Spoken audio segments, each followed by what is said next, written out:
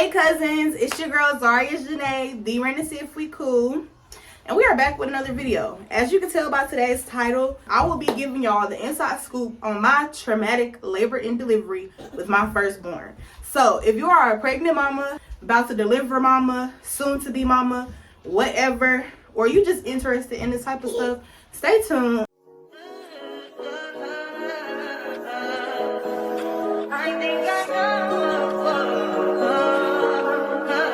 I touch that 5 for you. I do that 3 4 times again. I testify for you. I told that lie. Okay, so I told y'all during Vlogmas I would give y'all a story time on my traumatic labor and delivery with Zathan. Where should I start? So let's start by saying that all throughout my pregnancy was literally like peaches and cream. I didn't have morning sickness. Now, I would have times where I would be nauseous, but it would just be because of like stuff that I was eating, certain smells, but no morning sickness. I did have to pee a lot though, which that's normal. So like that wasn't really bad. And then like around like 30 weekish is when I started having like trouble like being able to get comfortable going to sleep.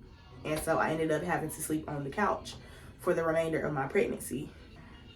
I would have like restless leg syndrome, and that's basically like where your leg feels like numb, like you know how when you sit on the toilet for a long time? Yeah, that's what I was experiencing. And it would be like if I was just laying there like trying to go to sleep or something like that, my leg would get restless, and there's nothing really that you could do about that. So honestly, that was the worst part of my pregnancy. And then when I got like 37 weeks, I started having pelvic pain, but that was because he was dropping. Whew, I hope I do not burn myself.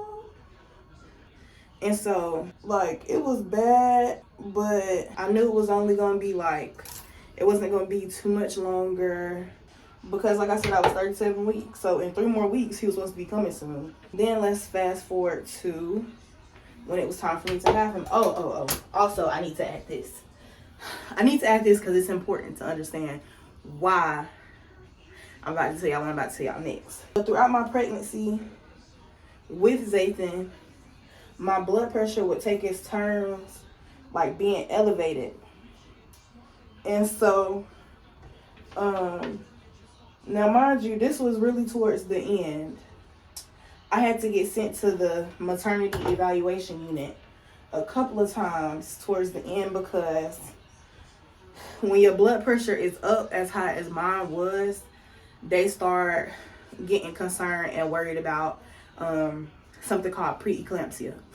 And they were trying to basically get ahead of that and make sure that's not what it was that was happening. And so each time I got sent to the MEU, they ran labs. Well, a couple of times they were like, okay, you may be getting induced today.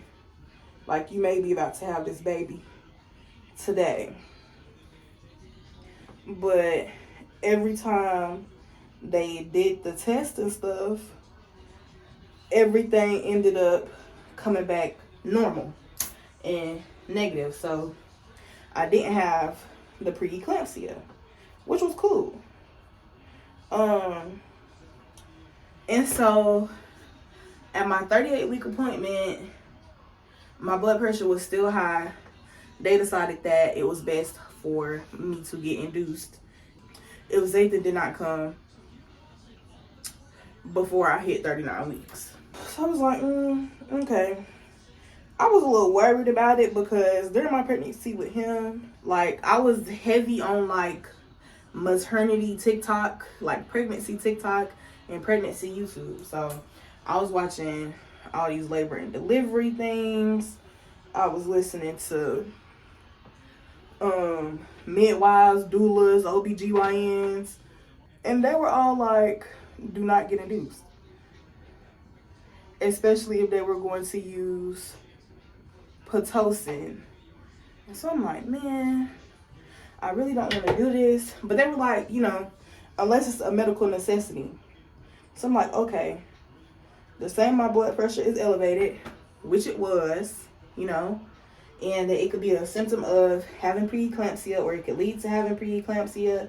And not only can you have preeclampsia during pregnancy, you can have it after you deliver the baby as well. So I'm sitting here like, okay, it does not seem like they're just trying to give me an induction just to give me an induction. So this is going to be what's best for me and my baby. Then I'll go ahead and go with that. And I trusted my doctor, so I didn't feel like she was trying to like rush my delivery at all. So 38 weeks, I was scheduled for my induction at 39 weeks. And so so the day comes, it's a Friday, March 4th, the day comes, and we get up, go to the hospital. So the night before, like, I was just up all night. Like, I could not go to sleep at all. Like, I was just excited, nervous. So I was like, oh my gosh, I'm really finna have a baby. What am I gonna do with a baby? Like, what am I gonna do with a kid? You know? And so, it's time for us to leave the house. We get there, they're getting me checked in. That all went smooth. I honestly forgot what it was that they gave me first. I think they, okay, no. So got there. Here come my little induction baby. So got there, they got me all checked in. I had to get antibiotics because I had strep B, and so I had to get antibiotics through an IV. And then they inserted the Foley bulb into my cervix, which was supposed to make my cervix dilate. I think I was only like maybe like a half or 1 centimeter dilated. And so the Foley bulb is basically like a balloon that they put into your cervix, and then once it's into your cervix, they blow it up, and then like by the time it comes out, like when it comes out, you're supposed to be dilated enough, basically, like to have the baby or whatever. So they did that. This all started at 9:30. I didn't end up having Zathan until 10:06. So I think the Foley bulb ended up coming out on its own, but in between time, like, I was feeling my contractions, and they weren't like so bad, but they wasn't so good either. Like, them things definitely hurt. People like to say that it's like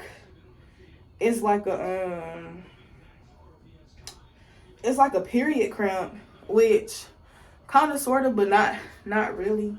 Well, yes and no. It's a very intense period cramp. Very intense. Do not be fooled. But at first, like, they weren't very, bad at all. Like, they were very tolerable. I could breathe through them. I was trying to do my breathing techniques. Like, those were helping. So I bought my ear honey, but those only helped like so much. And like once they started getting stronger and coming faster. Ugh, I feel like I'm telling this story choppy, but anyways. So they did the Foley bulb. The Foley bulb definitely hurt going in. So at this point, I did not have an epidural. I did end up getting an epidural though. I felt all of that. Do not recommend. Like, it just felt like somebody was just like shoving like something sharp, but like dull sharp up your hoo-ha. and like just trying to push it in as far as it could go. And I'm like, bruh, it can't go no further than this, baby. Stop trying. They got the Foley bug in. So I want to say around like 12 or 1, they came in and they added the Pitocin, because the Foley bulb had came out. I was only 5 centimeters dilated. The Pitocin makes the contractions come faster. And so at that point, I was like, oh no, baby, I need an epidural. But like throughout my whole pregnancy, I was saying like, oh, I want it to go natural. I wasn't gonna get no epidural. I was gonna take the pain. But baby, when them contractions kept coming back to back to back to back to back to back to back, I immediately changed my mind. But when I got the epidural, I was like 7 or 7.5 centimeters dilated. I was kind of like scared that I wasn't going to be able to get it because I was so far along. And I've always heard people say like, once you get to a certain point, you're not going to be able to, you know, like get the epidural. And so I was like, I had asked the nurse, I was like, it's not too late for me to get an epidural, is it? She was like, no, as long as you can sit still while the needle's going in, then you can get it whenever. And I was like, oh, well, can you send the medicine man on in? Because, baby, I need that. I got the epidural, and I was really scared, y'all, because if you know me, do you know, like, I hate needles. Don't let the tats fool you. Tattoo needles and shot medicine needles are 2 different things. Like, don't be confused. The man came in, and my mama, I think she actually stepped out the room because she couldn't, she didn't want to see me getting it. But, whatchamacallit, the nurse, like, she was standing in front of me. I was sitting straight up. The man was behind me.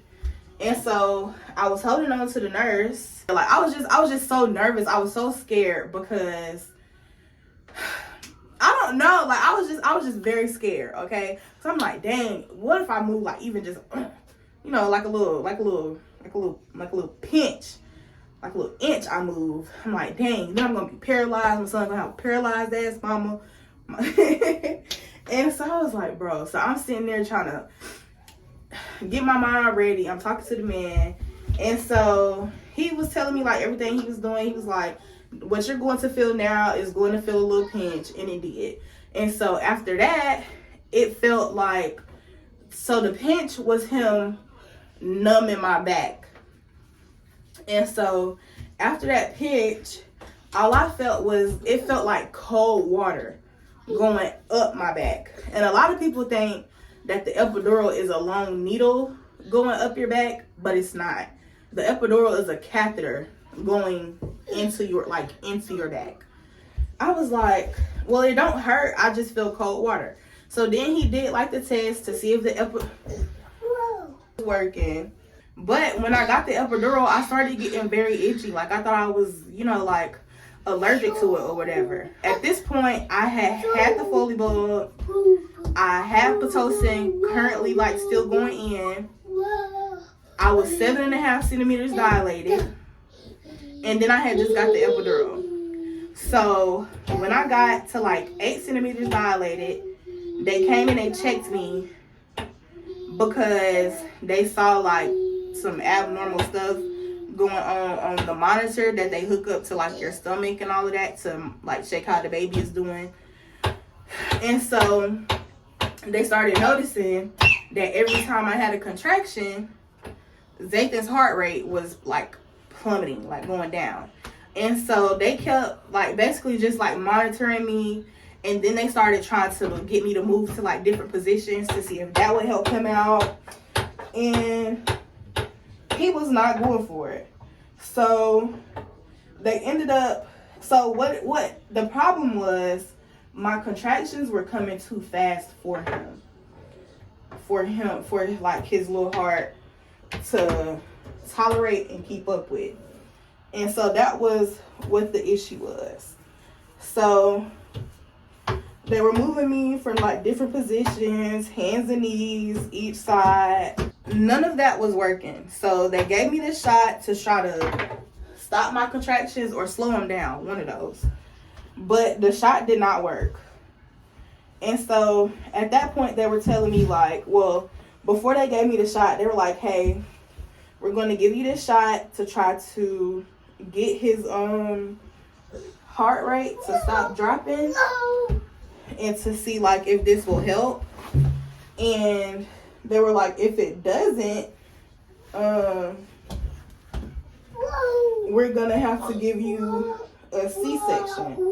And so I was like, oh my gosh, like I really do not want no cot picking C-section, because also during my pregnancy I was just so scared that I was gonna like die during labor.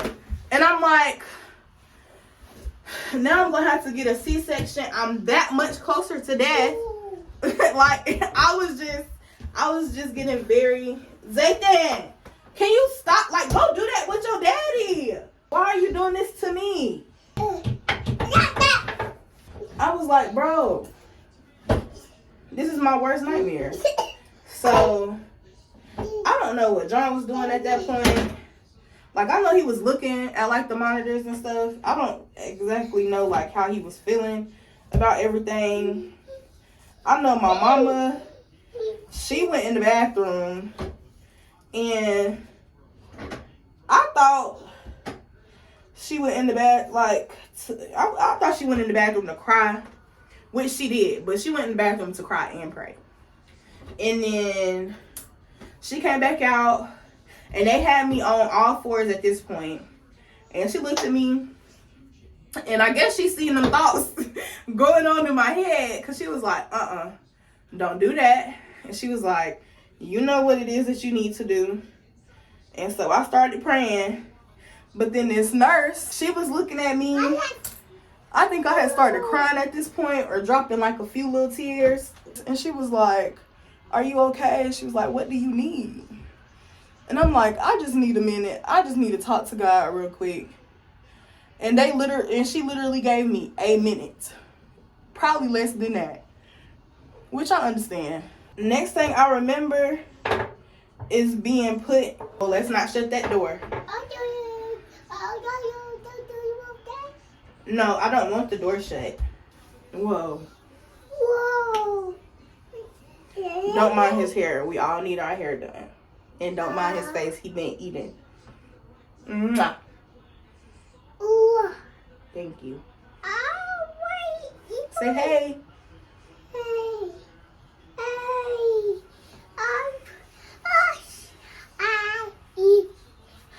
I have to put you down now. I have to put you down now.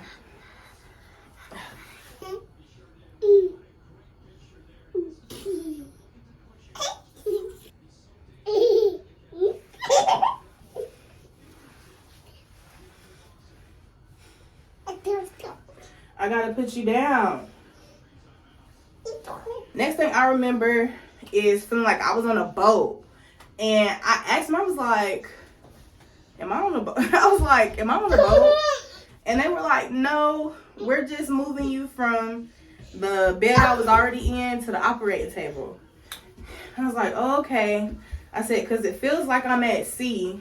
I don't remember at what point John came in, but I remember him being there. I remember talking to the anesthesiologist.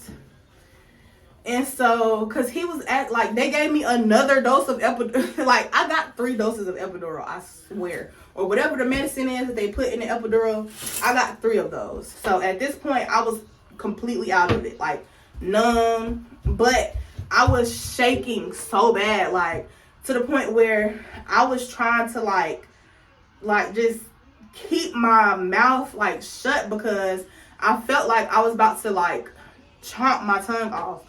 And so John kept asking me, like, am I cold? And I was like, I just can't stop shaking. So the anesthesiologist, he was like, that's normal.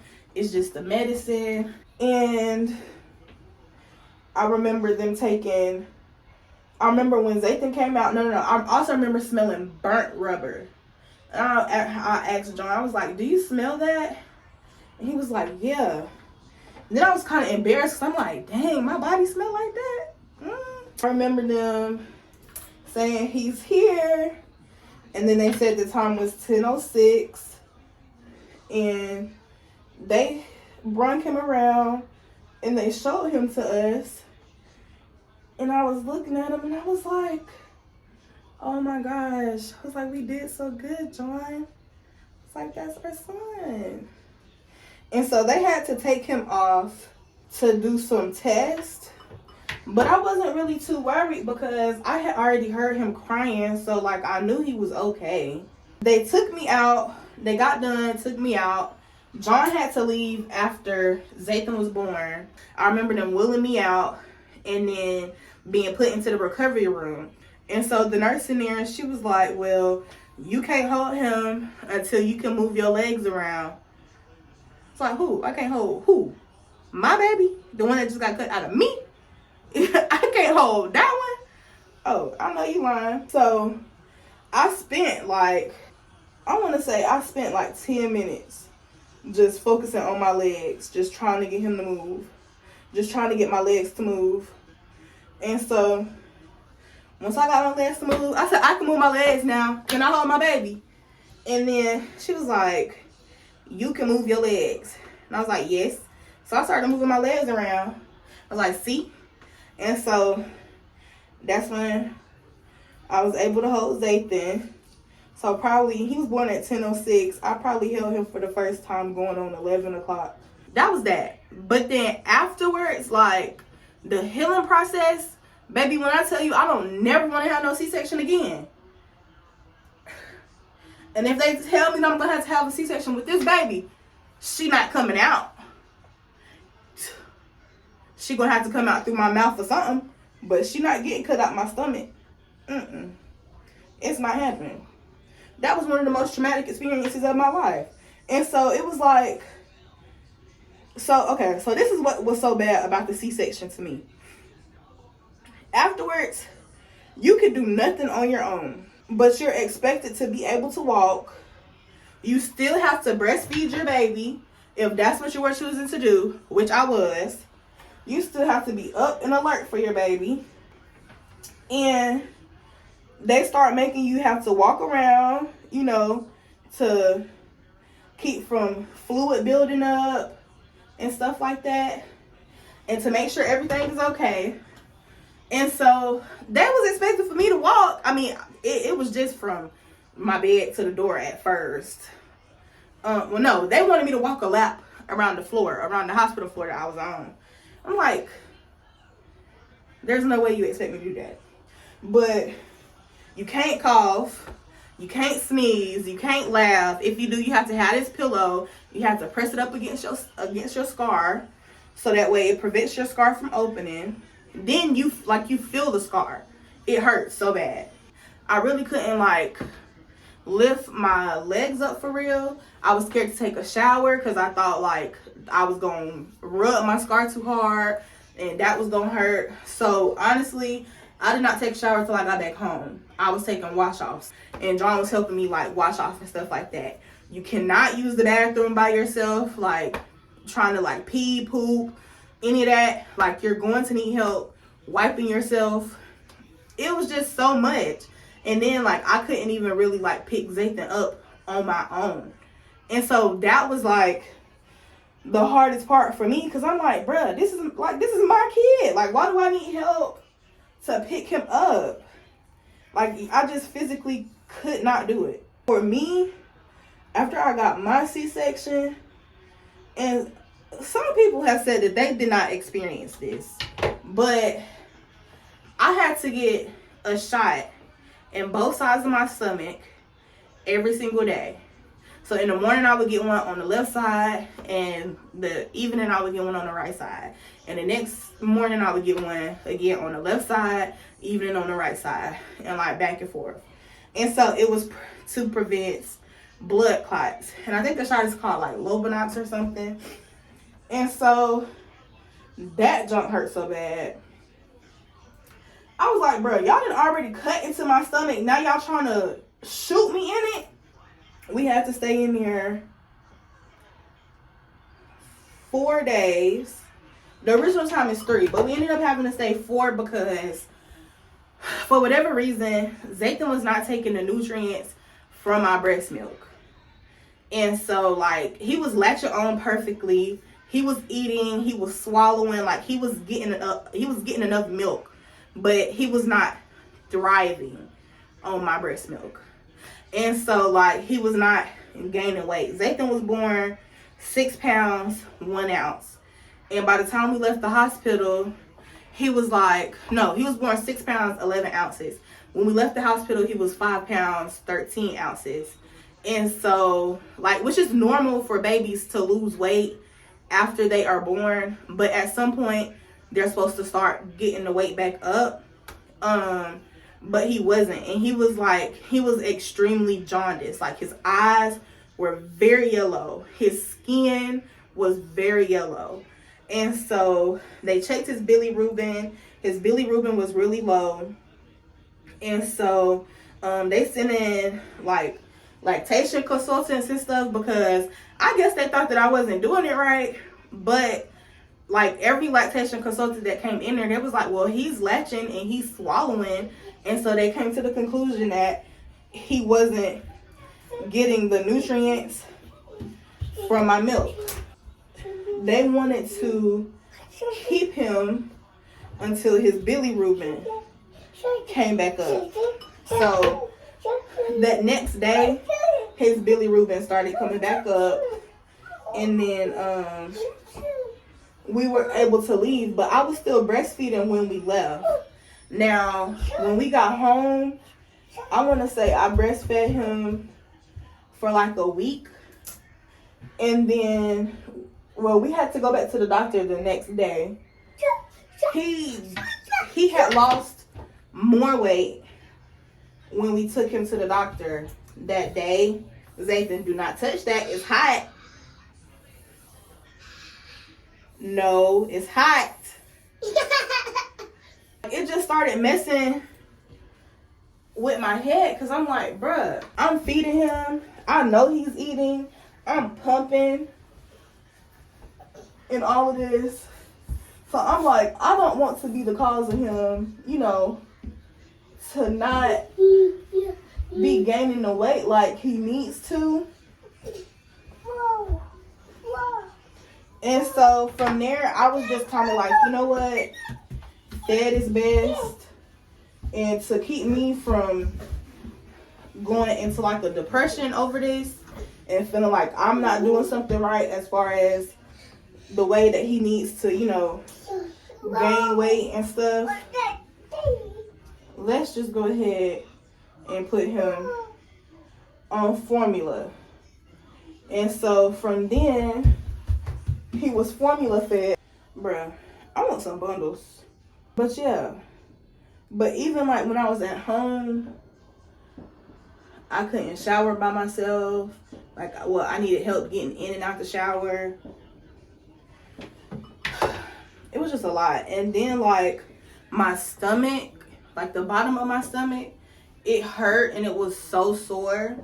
Like still to this day, almost 2 years later, my scar hurts. Like, well, not hurts, but it's sore. And a lot of people told me like, oh, you gonna feel that for a while. So I'm like, bruh, ain't that some mess? That's basically it. My whole pregnancy was fine. I was fine up until I got 8 centimeters dilated. Then my son decided that he wanted to make a extravagant entrance, which landed him and his mommy in the operating room to make sure that he was out safely. And that's it, really. But would I recommend a C-section? 10 out of 10 do not. Like, that's why I don't understand how people that's done had C-sections before be like, oh, I can get another one. Like, I've even heard somebody say the recovery was easier. And now I ain't never had no vaginal birth. Lord is willing, I do with this baby. But I guarantee you it's not. I guarantee you it's not. That's my story. And to be honest, I feel like it was the Pitocin that contributed to the reason that I had to have my C-section, because the Pitocin was doing what it was supposed to do, which was bring your contractions on so that way you can dilate at a faster pace, and it did that. My son could not handle it, and it caused for his heart rate to drop and my blood pressure to skyrocket through the roof. John said my blood pressure was like in the 200s, I think, or close to the 200s. Like, it was stroke level. Come to find out, the umbilical cord, Zathan's umbilical cord, was wrapped extremely tight around his neck. So he was in there fighting for his little life. Now, would I do it again to save his life? Of course, of course, of course, of course.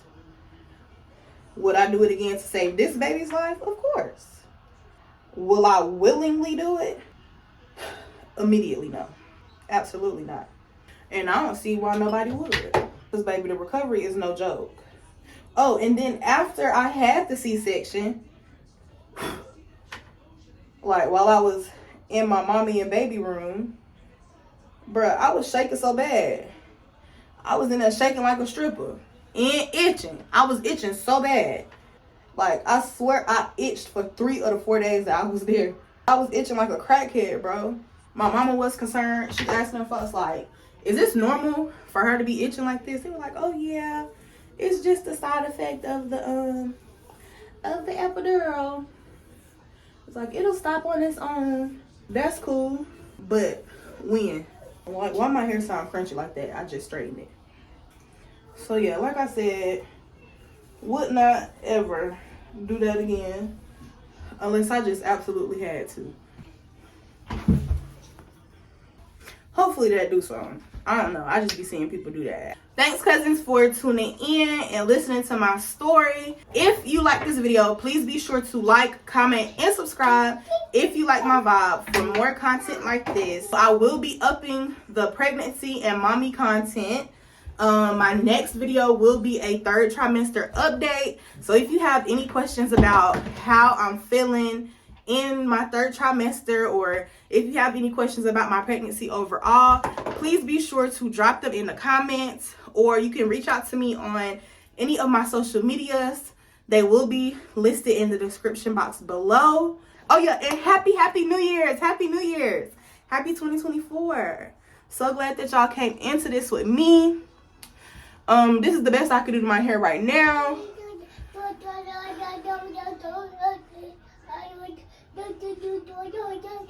Right.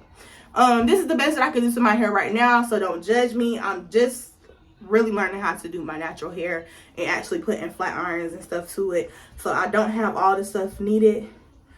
But this is gonna get me through. I'm probably gonna do like a ponytail or something tomorrow.